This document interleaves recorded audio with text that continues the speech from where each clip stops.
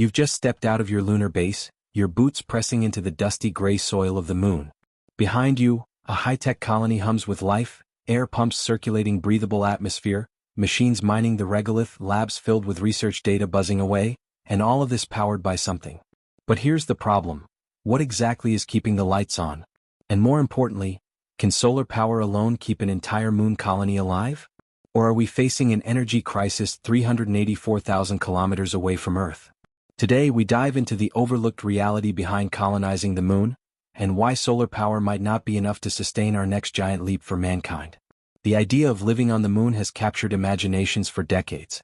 With renewed interest from NASA, ESA, and private players like SpaceX and Blue Origin, we're closer than ever to establishing a permanent human presence on our nearest celestial neighbor.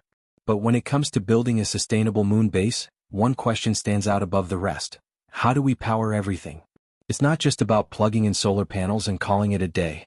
A moon colony requires constant, reliable energy, 24/7 no matter what's happening in the lunar sky. Now here's where things get tricky. While the moon has no atmosphere and receives direct sunlight, it also experiences some of the longest nights in the solar system. A full lunar day lasts around 29.5 Earth days.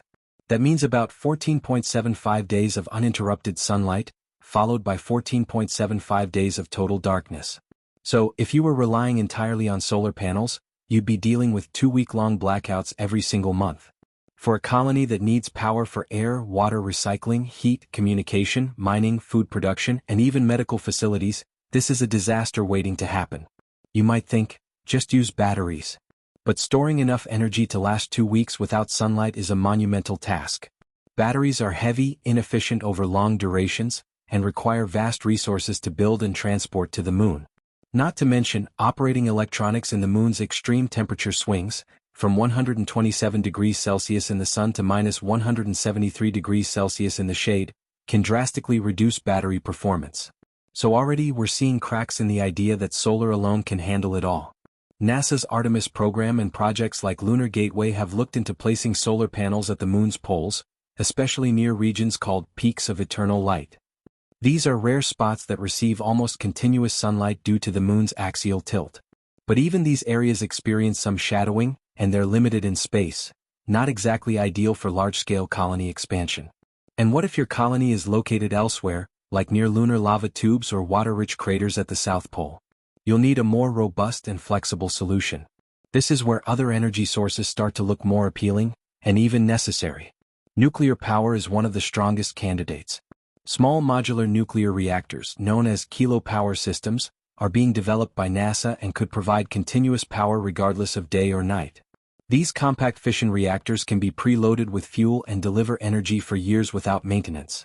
They're also not dependent on external conditions like sunlight or weather. But nuclear energy comes with challenges, political, safety-related, and technical. Transporting a nuclear reactor to the moon requires extreme care.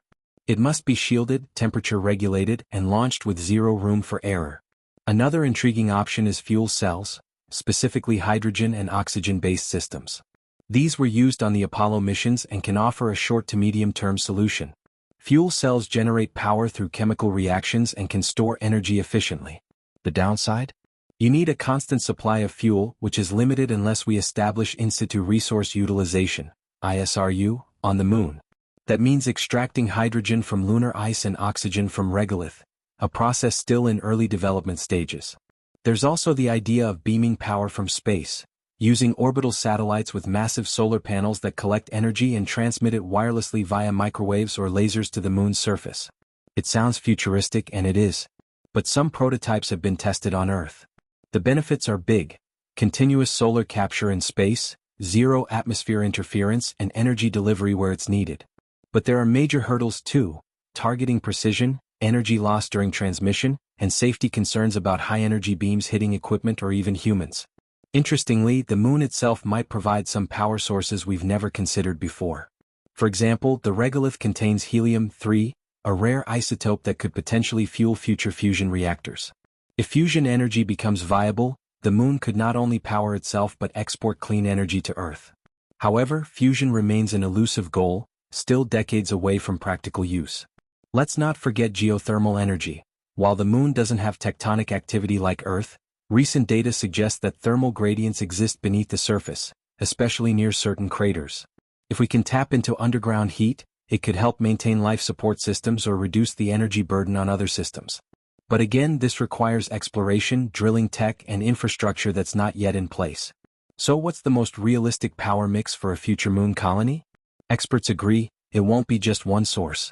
The most successful lunar base will likely rely on a hybrid model. Solar panels for daytime efficiency, batteries and fuel cells for short-term storage, nuclear for long-duration baseload power, and possibly even wireless space-based energy transmission. This multi-layered approach is what gives a moon colony the best shot at survival. And as we build that infrastructure, we'll be testing systems that could eventually support Mars colonies or even deep space missions. The moon is not just a destination, it's a proving ground. The technologies we test there will determine whether humanity can ever live beyond Earth. But there's one more major challenge we haven't touched yet: moon dust. Yes, that seemingly harmless gray powder could be the greatest enemy of all power systems on the moon. In Part 2, we'll explore how lunar dust threatens solar panels, electronics, and even astronaut health, and what engineers are doing to fight back.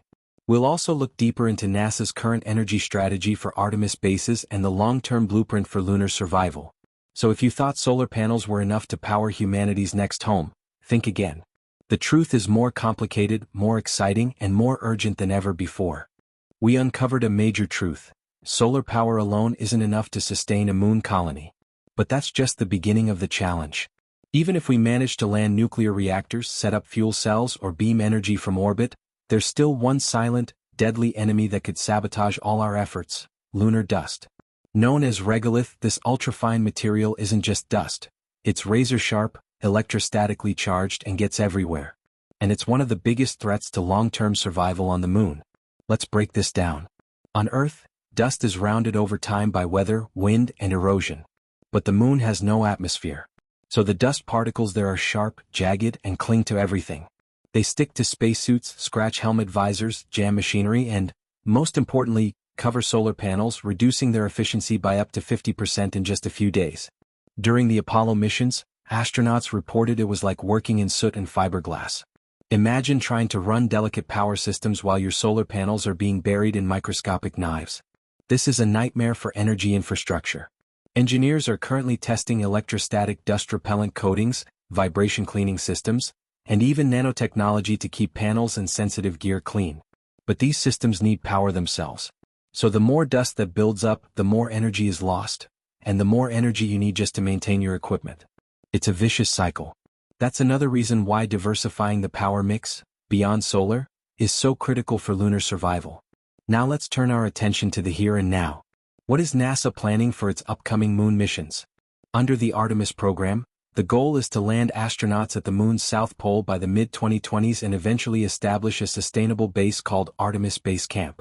This base will rely on a carefully layered energy plan: solar panels placed in near-continuous sunlight zones, battery backup systems for short durations, and experimental kilopower nuclear fission units for long-term energy generation. NASA is working closely with companies like Rolls-Royce, Lockheed Martin, and BWXT to develop mini-nuclear reactors that can fit inside a rocket and deliver up to 10 kilowatts of power for over a decade. That's enough to power several small habitats, a mining unit, and essential life support systems. These reactors are designed to operate autonomously, require minimal maintenance, and shield their radiation from human activity. They might be the most realistic option for lunar survival in the next 10 years. But even NASA isn't stopping there. There are experimental concepts being studied that go beyond what's ever been attempted before. One idea involves space-based solar power, placing giant mirrors or solar arrays in orbit around the moon, which could beam energy directly to surface receivers using microwave or laser transmission. This way, colonies on the dark side of the moon, or in permanently shadowed craters, could still receive constant energy regardless of the local light conditions. However, building such systems comes with enormous logistical and safety challenges. Targeting microwave beams requires pinpoint accuracy. You have to ensure the beam doesn't drift or cause harm. The conversion of energy from sunlight to microwave, then back to electricity on the ground, also leads to efficiency losses. And the cost of building such massive space-based platforms is still astronomical. But as launch prices fall and modular satellite technology improves, this may become one of the most powerful tools in the lunar energy arsenal. Meanwhile, scientists are also exploring in situ energy production. That means using what's already on the moon, mining aluminum, hydrogen, or oxygen directly from lunar materials. These elements can be used in chemical fuel cells, or even to support small-scale combustion systems in controlled environments. This approach reduces the need to transport fuel from Earth, which is incredibly expensive. If ISRU, in situ resource utilization, becomes viable, it could unlock true energy independence for future moon settlers. Another fascinating possibility is thermal energy storage. During the long lunar day, colonies can collect excess heat and store it in materials like molten salts or phase-change materials. Then, during the 2-week-long night, that heat is slowly released and converted back into electricity using thermoelectric generators. It's a method already tested in some extreme environments on Earth, and it could help maintain operations during the dark periods when solar is offline. But we need to be realistic. No single power solution will solve the lunar energy problem. It will take a layered strategy, a combination of solar, nuclear, chemical, space-based, and thermal energy solutions. That's the only way to ensure redundancy, flexibility, and continuous operation in a hostile, unpredictable environment. And as more international space agencies join the lunar race, like China's Chang'e program and India's Chandrayaan missions, the idea of energy cooperation and shared infrastructure could emerge as the next big step. And here's the bigger picture. The moon is just a test run. Everything we learn about building energy systems there will be applied to Mars in the future. Mars has its own solar problems. Frequent dust storms that can last weeks or months and block sunlight almost entirely. If we can't solve the power problem on the moon, we can't survive on Mars. The moon is our lab, our training ground, our sandbox for learning how to build civilization beyond Earth. So what would power a moon colony? Not just solar panels. Not just batteries. It's going to be a complex, multi-tiered network of power sources working together, backed by smart systems, adaptive AI, and redundant designs. From atomic heat to lunar hydrogen, from microwave beams to thermal bricks, we'll need every tool in the box to turn the moon into humanity's second home. And maybe that's the real lesson here. Colonizing space isn't just about exploration or adventure. It's about engineering survival in places that were never meant to sustain us. Power is life. And on the moon, we'll have to invent a new kind of life support system. One that runs not on hope or science fiction, but on pure, reliable, round-the-clock energy. Because in space, one blackout can mean the end of everything. Imagine looking up at the night sky and realizing that somewhere out there, a planet is literally being devoured by the star it orbits. This isn't a scene from a science fiction movie or a theoretical model anymore. It's real. For the first time in history, the James Webb Space Telescope has captured a planet in the final moments of its existence, as it is being swallowed by its host star. And the results have shocked even the most seasoned astronomers. In a distant corner of our galaxy, roughly 12,000 light-years away from Earth, a solar system has become the stage for one of the most violent cosmic events ever witnessed. The star at the center of this system, a bloated, aging giant nearing the end of its life cycle, has expanded to such an extent that it has started pulling in the closest orbiting planet. And in a moment that has left scientists both stunned and excited, the James Webb Space Telescope captured clear evidence of this planetary death in progress. Now you might wonder, why is this such a big deal? After all, we've known for a long time that stars can consume their planets when they become red giants. Our own sun is expected to do the same in about 5 billion years. But until now, this process has never been directly observed. It has always been theoretical, something we understood through simulations and indirect evidence. What Webb has given us is a front-row seat to the kind of cataclysm that reshapes entire solar systems. The images and data collected by the James Webb Space Telescope are both haunting and awe-inspiring. Using its powerful infrared sensors, Webb detected a sudden burst of heat and light coming from the planet-star system. Initially, astronomers thought this might be a supernova or some other kind of stellar explosion. But as they looked deeper, they realized the signature was something else entirely. Evidence of a planet's atmosphere being stripped away, layer by layer, and pulled into the star's fiery envelope. What makes this observation even more astonishing is that it wasn't just destruction. Alongside the expected collapse of the planet, Webb picked up unusual chemical signatures in the surrounding space. These chemical traces weren't what scientists anticipated. Instead of just carbon, hydrogen, and helium, they found unexpected concentrations of heavy elements like magnesium and iron. These readings suggest that the dying planet may have had a metallic core, something like Earth or Mercury, and that this core was being torn apart and vaporized by the star's immense heat. This planetary consumption event has opened up an entirely new chapter in our understanding of how stars and planets interact, especially in the final stages of a star's life. It's not just a dramatic end, it's a chemical and energetic transformation that can seed surrounding space with elements essential to the birth of new planets.